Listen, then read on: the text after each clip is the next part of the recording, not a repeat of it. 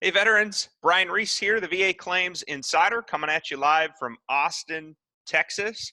Welcome to this video where I'm going to explain how to file a VA disability claim for tinnitus. Okay, now you're going to see here as I step through this, tinnitus is the #1 most commonly claimed VA disability. And in my opinion, it's also the easiest disability to win. Okay, it's the easiest one to get service connected and to win. I'll give my opinion as to why I think that is. But regardless, we're going to step through this thing here, and I'm going to share with you some tips, tricks, and strategies to get your tinnitus service connected and rated at the appropriate level, which is 10%. Okay, again, Brian Reese here, Air Force Service Disabled Veteran, founder and CEO of VA Claims Insider. We got one mission, gang. We're veterans helping veterans get the VA disability rating and compensation you deserve. Okay, so as we step through this, now be thinking about if we can help you, feel free to reach out. Okay. And as always, you can see there, Brian Reese. And if you want, you can click our website as well. Check us out at vaclaimsinsider.com. We got lots of free resources for you. Feel free to shoot me a note through our website. I try to answer as many of you as I possibly can. Okay, I don't want you to feel struck and frustrated at all. And sometimes filing a disability claim can feel that way. Okay, so let's step through this here, gang.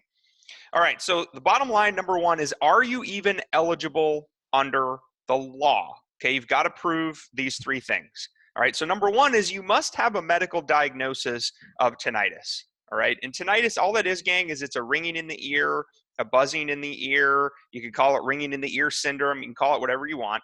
But you've got to have a diagnosis of that in your medical record. Okay, now that can be your service treatment records, so your active duty medical records, that can be VA medical records, and that may also be private medical records. Okay, now at a minimum, if you don't have something that actually says ICD code, blah, blah, blah, tinnitus, there at least needs to be some subjective complaints inside of a medical record that talk about buzzing or ringing, or you're struggling with sleeping, you've got headaches, you're hearing things in your ears, okay, something like that. Okay, so that's the first one. The second thing is your tinnitus must have been caused or made worse by your active duty military service. Okay, that's what is referred to legally as the nexus, which is that link back to your military service. Now, I want you to be thinking again as we go through this, what are potential in-service incidents or series of incidents that caused or made your tinnitus worse? Okay, the ringing in the ear. Now, military members, veterans, have a high preponderance of tinnitus cases. Okay, tinnitus is very, very common among folks in the United States, but it's especially common in military personnel. Okay, we were exposed to loud noises. You were perhaps around flight lines. You participated in loud training events. You may be deployed.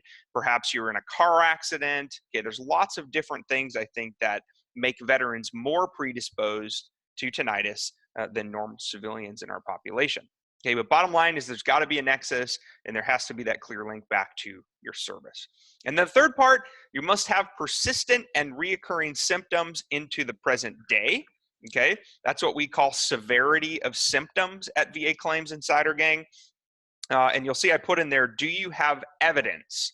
Question mark. So there are cases and instances where lay evidence, all that means is after the fact evidence, that may satisfy. So if you're lacking medical evidence or you've received a VA denial that says something like not service connected, there's no clear link to the veteran's service, never complained about loud noises or hearing loss or ringing in the ears, it doesn't mean you should quit. All that means is you need to provide more proof. Okay, so one of the things you can do is get something called a buddy letter. All that is it's a credible statement from a firsthand witness, such as a spouse, somebody you served with, or a child, anyone over 18 years of age or older, who can shed some light and some firsthand witness testimony on what they experienced or what they've heard you complaining about. Okay, so again, buddy letters are key. VA raters, all right, ROs, rating officials, they take those very seriously. and they can help you to win and or service connect your tinnitus claim. Okay, so what the heck is tinnitus? Let's go back to the basics. Tinnitus, aka ringing in the ears syndrome, that's what we call it at VA Claims Insider. It's the perception of noise or ringing, buzzing in the ears when in reality there's nothing there. Okay, you just think it exists. Now there's lots of potential causes, reasons, subjective like symptoms, but these are the ones according to the Mayo Clinic that are most commonly reported. Veterans report ringing, buzzing, roaring, clicking, hissing. I have tinnitus, so for me, it's mainly a ringing and a buzzing. A lot of times, I'll just be sitting there, and it, kind of, you'll kind of have that sensation in your ear. So, but these are common symptoms associated with it. There's actually two types of tinnitus, by the way. One is called subjective tinnitus. One is called objective tinnitus.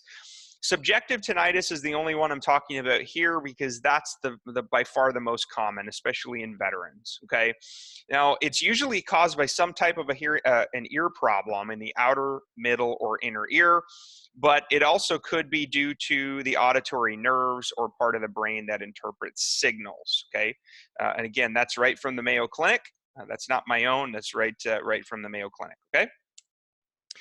So what the heck? So here are some people who are most at risk for tinnitus, okay? Seniors, military personnel, musicians, people who work in loud environments. Well, guess what?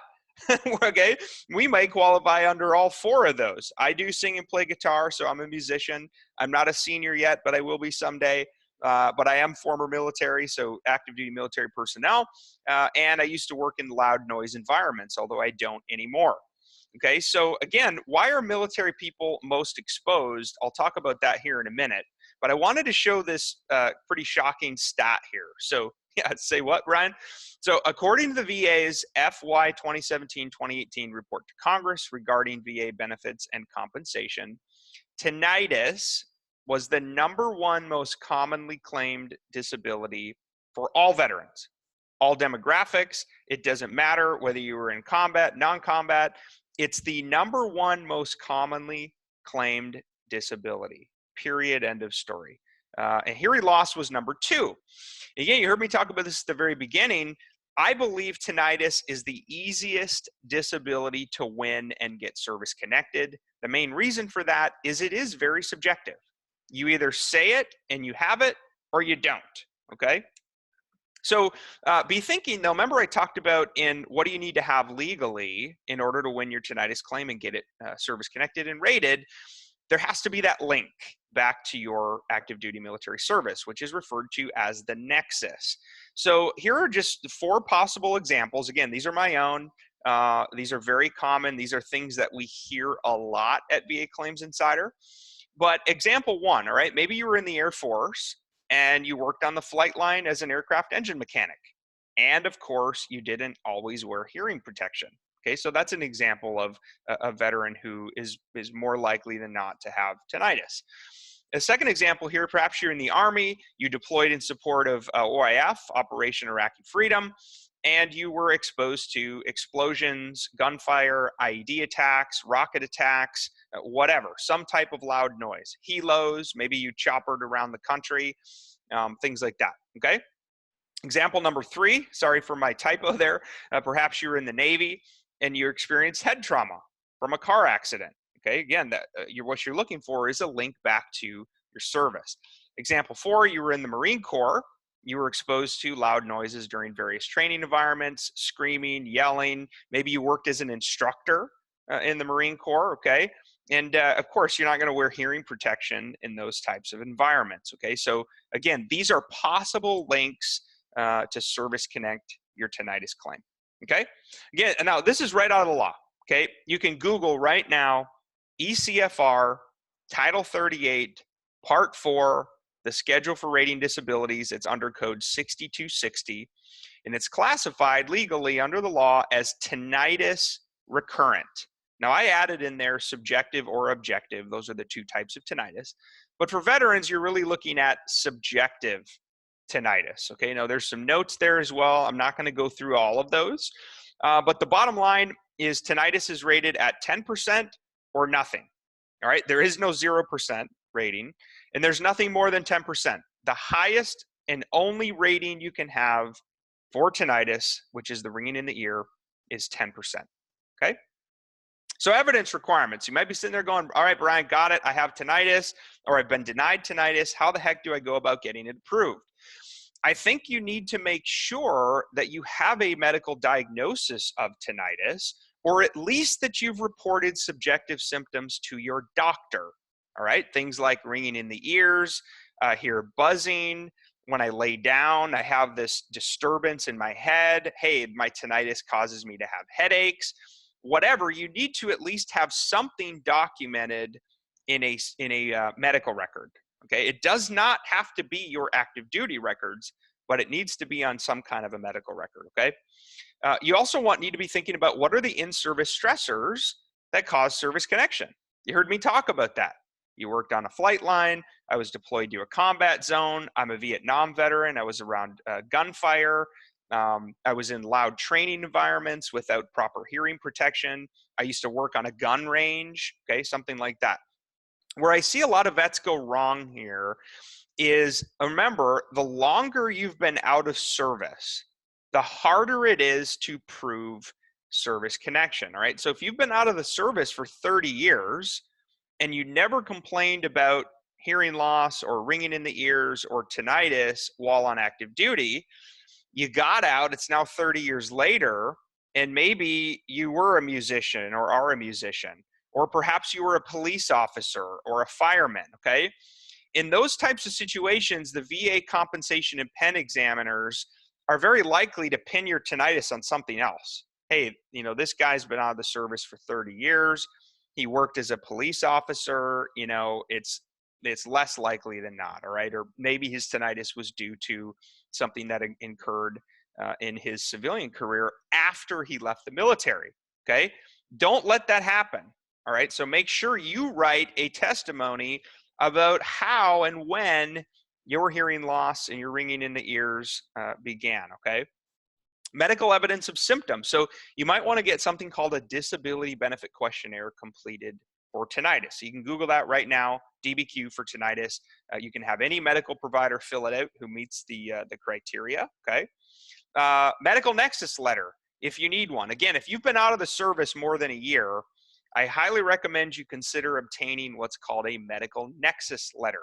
All that is, gang, is it's a memorandum for record. That's a term right out of the military there.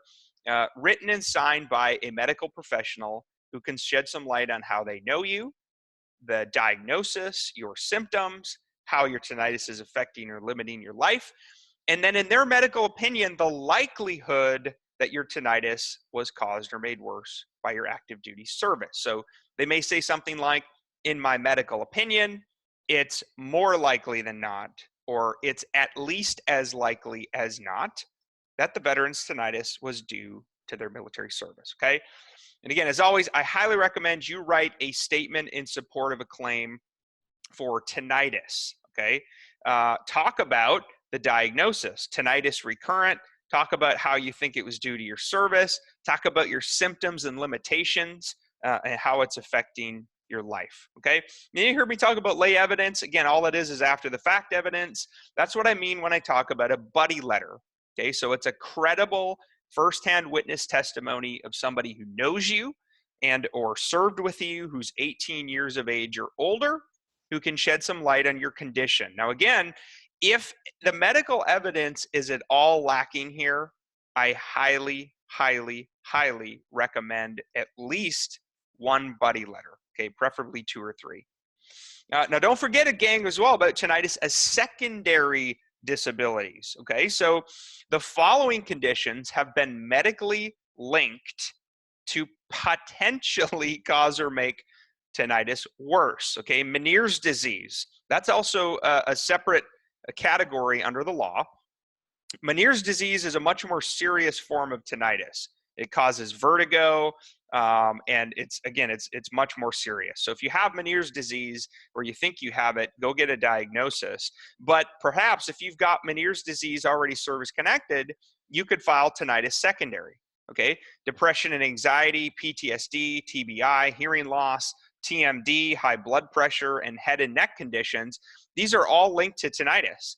So if you have any one of these disabilities already rated and service connected at 0% or higher, and you don't yet have a rating or service connection for tinnitus, it's possible that you could file tinnitus secondary to any one of these conditions. Okay.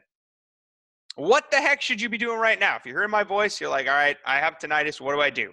Get your butt to the doctor and get a diagnosis for tinnitus. Okay. I highly recommend you get a DBQ and an Nexus letter for tinnitus. If you need some help with that, by the way, we can do that. We're medical consultants. This is what we do all day, every day. We have a full staff of medical doctors ready and waiting to help you. Okay. And then again, be thinking about what is the nexus for your tinnitus. How was it caused or made worse by your active duty service? Is it a primary disability? Okay, meaning it was directly linked to a specific in-service incident or series of incidents? Or is it a secondary disability? Was it caused or made worse by another service-connected disability? Okay, you can't have both, so pick one and go that way, okay? C&P exam prep for tinnitus. Okay, this is important, gang. C&P exam stands for compensation and pension. Okay, C&P exam, this is going to be ordered by the VA. It'll either be done by a VA examiner or by a private contracted VA examiner. What I want you to be thinking about, though, and this is important, there is no actual objective test for tinnitus. I don't care who tells you there is, they're wrong. Okay, what the VA is going to do, though, is once you file a claim for tinnitus, they're going to check it. Okay, what I mean by that is they're going to order what's called an audiogram. Okay, that's where you sit in that room by yourself. It's soundproof. They put those little buds in your ear, and they're going to test your hearing loss at various frequencies and ranges and decibels. Okay, again, now that's a test for hearing loss. But when you file a claim for tinnitus, they're likely going to run you through that same thing. They're going to administer the audiogram, and that's going to be performed by an audiologist. But again, the audiogram cannot test for tinnitus. They're going to do different things to try to measure your hearing loss, but hearing loss is not the same as tinnitus. Those are two completely different things. Okay, but they're still going to administer it. But again, remember I talked about the subjectivity of tinnitus. If you say you have it, it's somewhere in a medical record, you wrote a statement, you tell the C&P examiner you've got tinnitus, it was due to your service, I worked on a flight line, you're going to get service connected and you're going to get rated for tinnitus, okay? Again, now make sure you're telling the truth and you're being honest, but there is no test to measure for tinnitus, all right? But bottom line is once you file the claim, you're going to get called in for a C&P examination. They're going to administer the audiogram by an audiologist.